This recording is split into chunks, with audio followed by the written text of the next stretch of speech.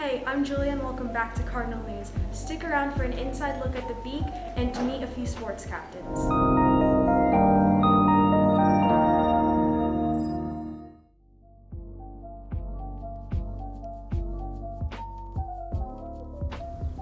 Hi, I'm Naomi Bucheri, and I'm the creator of the GHS Film Festival.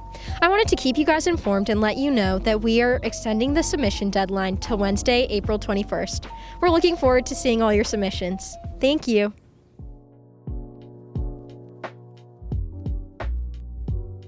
Hi, my name is Liz Cassillo, and I'm the current editor-in-chief of The Beak, as well as a producer here at Cardinal News. If you're interested in student journalism outside of Cardinal News, I recommend you check out our student-run newspaper, which is The Beak.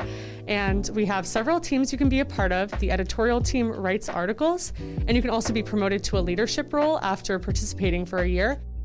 You can also be a part of our web or social media teams if you're interested in the digital aspect of journalism. And you can join our podcast team, which is brand new, run by one of our assistant editors called The Feed. And you can check that out on our website with all of our articles, ghsbeak.org.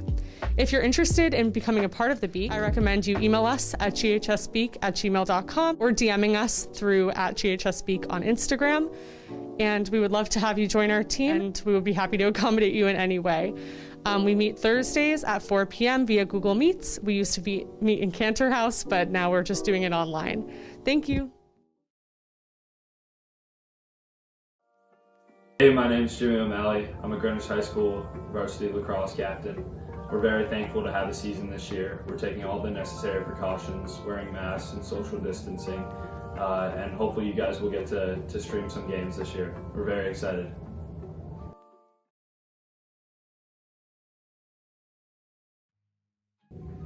Hi, my name is Christian Fikre. I'm one of the boys' tennis captains this year.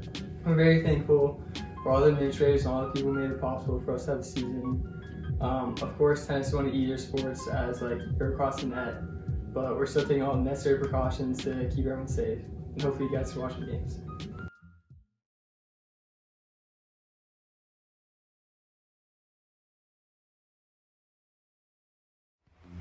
Hey guys, I'm Bella Schraub. Hi, I'm Emma Phillips. And we're the 2021 Girls Varsity Water Polo Captains at Greenwich High School. We feel really excited that our season has started, and we're so beyond grateful to have a season, as last year all the sports were canceled. And we can't wait to start competing and winning some games, and overall we're just super excited that we have this opportunity this year. Something that we're really looking forward to is seeing how our freshmen and sophomores this year are going to impact our team dynamic. We lost a pretty big class last year with our seniors, so it's definitely going to be a big change seeing how our freshmen and sophomores are going to become part of our team. But it's definitely going to be a good thing, and I'm really excited, and I'm pretty confident that they're going to have a very good impact on our team this year, and hopefully we'll be undefeated. So, and we look forward to seeing how the season plays out. Yes, thanks guys. Bye.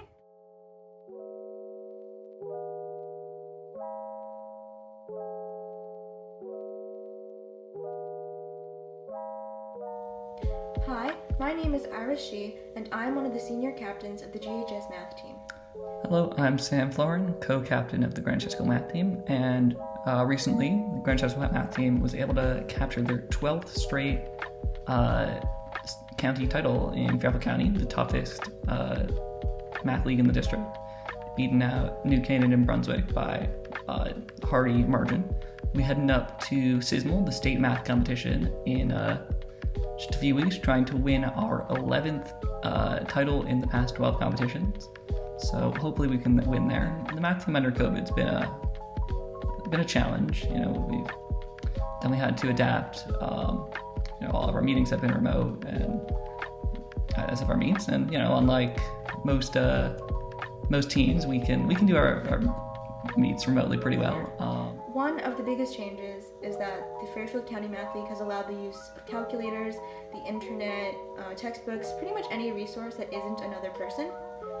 Another big change is that the questions all have answers that are positive integers, which does take some getting used to, Because what usually happens is that the answer you get is irrational or fractional, and the problem will have you go through some type of manipulation in order to turn that answer into a positive integer, and the manipulation does take some adjusting too, but I think we all came around to it nicely in the end. We give out a lot of the same type of practice problems during our meetings, and I think all our members got used to it after a while. This has been my 5th year working on being on the Greenwich High School math team. I showed up as a little 8th grader, and now I'm heading out, and it's just been so much fun over all these years being with so many great people. What I enjoy most about being on the math team is that it gives me the opportunity to bond with people who share the same interests as I do. Going to math meets is always really fun because I just get to hang out and spend time with people while we're all doing something that we love to do. And it's not even always about the math either. For instance, during my freshman and sophomore years, when we went to the state math meet, we had to take a bus ride to get there, and it was kind of a long bus ride. And we basically just spent the entire time playing so many Mafia games and just getting to laugh and talk with each other. And it was so much fun.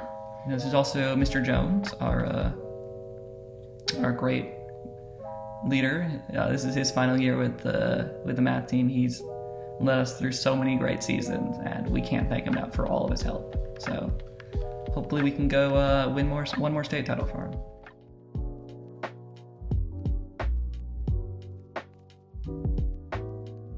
So with the college process and Corona, I think everything is definitely super different this year, and there are a lot of changes that we had to adjust to.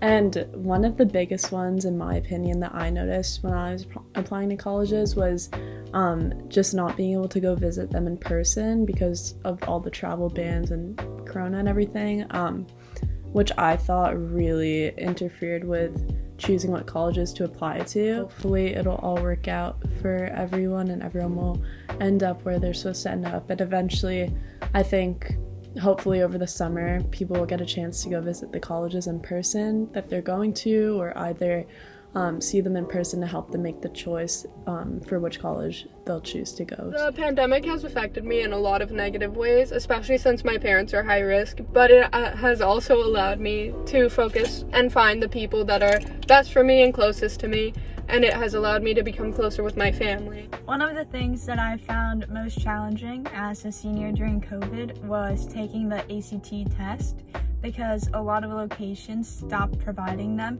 so it was hard to get a score to send for colleges, especially when I only had one shot at it. I think that this year, because of COVID-19, we've all had a really difficult and stressful experience with the college process. I have learned that there's no real equation or method that will determine your acceptance to a school. Rejections really hurt. My first rejection was from my early decision school, and I thought that all hope was lost, and I was devastated. But soon after, I realized that even though I thought that was the school for me, it isn't, and I moved on, and I went into the process very, very narrow-minded because I thought that I was going to go to that school. But that actually helped open my mind to more of a variety of colleges. So even though the college process was a little bit different this year, I think we all did a great job in adapting to it and making the most out of all the resources that were given to us, either by Greenwich High School or the colleges we were applying to. And I'm really excited to finally start seeing the light at the end of the tunnel and start seeing a bunch of my friends and peers get into the colleges they want to go to and the colleges they like. And I just kind of want to remind everyone that everything truly happens for a reason, and you will end up where you're supposed to end up, and to not stress. Even though I know I was stressing at the time, it'll all be okay in the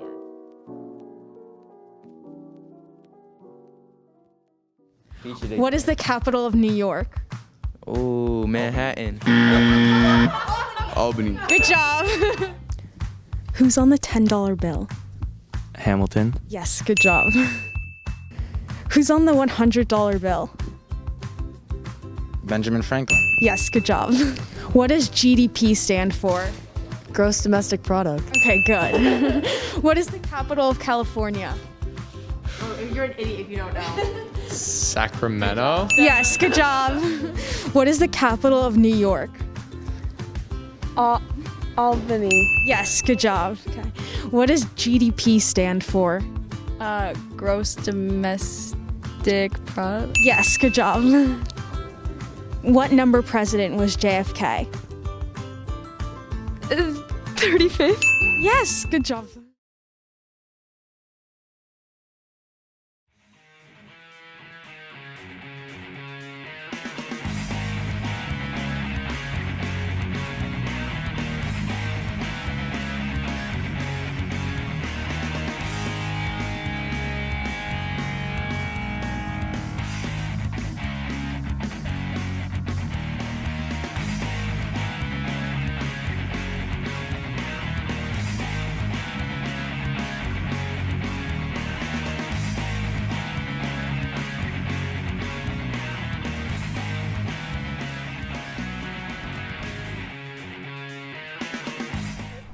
Who started the idea for this project? Who started the idea? Well, the thing is, the stadium, the bleachers themselves were about 50 years old, and we got them secondhand. So it was about time to kind of get this thing together. I got involved 6 years ago. 6 years ago, all the head coaches, because I was coaching rugby at the time, all got together and decided to sort of brainstorm a little bit about what we need as far as the stadium goes. So we got together, talked about a bunch of stuff. An architect was hired by the Board of Education, and that birthed the project at that point. What is the new layout of the stadium going to be, and what can we expect to look forward to? Well, we could look forward to the fact we've got bathrooms. We can look forward to the fact we have team rooms. It's ADA compliant, so we're going to have ramps and elevators to get up to the press box. And it's going to be new. Our stadium, as I said, was secondhand. It was 50 years old, plus whoever had it before us, they used it as well. Whoever did the deal got a great deal, and it lasted 50 years, but it's going to be better. And one unique feature that's going to be really good about it is it's no longer far away from the track. All congregating is going to be on the close side to the entry area instead of the front of the stadium. Now the stadium, the bleachers are going to be moved up, so you have a better view of the game going on. So you get a better view, you'll see it better, and then you could do all the walking around behind and next to it. So it's going to be much better and much cooler. Where do you plan on putting the new parking spots? The new parking spot, well, we're going to kind of, as you enter where the ticket kiosk is going, if you look while you're walking into the left-hand side, you'll see an area where there's some topsoil stored. We're going to take that topsoil out, and we're going to put about 20 or so parking spots in there, ADA compliant parking spots. So our people, instead of in the past, we've driven them up through with golf carts, and they've struggled to get here. Now they're going to come here from a very close proximity. So we're meeting our ADA compliant requirements. We're having just the right amount of spots and a couple extra that meet the necessary seating and population for the bleachers. When is the stadium going to be finished? Oh, soon. We're starting next week. We're going to break ground. We had some tree people talking about stuff today, so we have some tree issues we got to work through, but we're going to start digging holes for the foundation for the bleachers, putting up the basics to the building that's going to go, the buildings that are going to go under the bleachers. And after our meeting today, which we had our staff meeting today, looks like our finish date is going to be for Labor Day. There'll be significant construction, so at graduation you'll be able to look over and you'll be able to see that there's a lot of work being done. So we'll be happy and proud that we're finally getting this project going. So we're all excited about that. Why did it seem necessary to redo the stadium? Well, this year would redo the stadium. I guess this year was as soon as we could do it, because I don't know if you remember this, but it was a couple of years ago, these bleachers were condemned. The building department came and said there's not enough, or it's not properly set up or structured, that the building, basically it might fall down. So we had to get an outside group of people to come in and hire contractors to actually put extra shoring up. They put these big beams underneath it to shore it up. So basically it was so old, and it was served us so well, and we had so many. We had actually, I did a calculation for the groundbreaking. We had somewhere near over 1 million people go up on those bleachers, climb up there and watch various games, rugby games, football games, soccer games, field hockey games. They saw the cheerleaders, the dancers, everything you can perform. They saw the people run track from those bleachers. All those more than 1 million people have gone up there, and they've got worn out. So it was required. They were condemned. They were old. It was time for some new ones. So now we're putting some new ones in. I'll be ready for some great bleachers.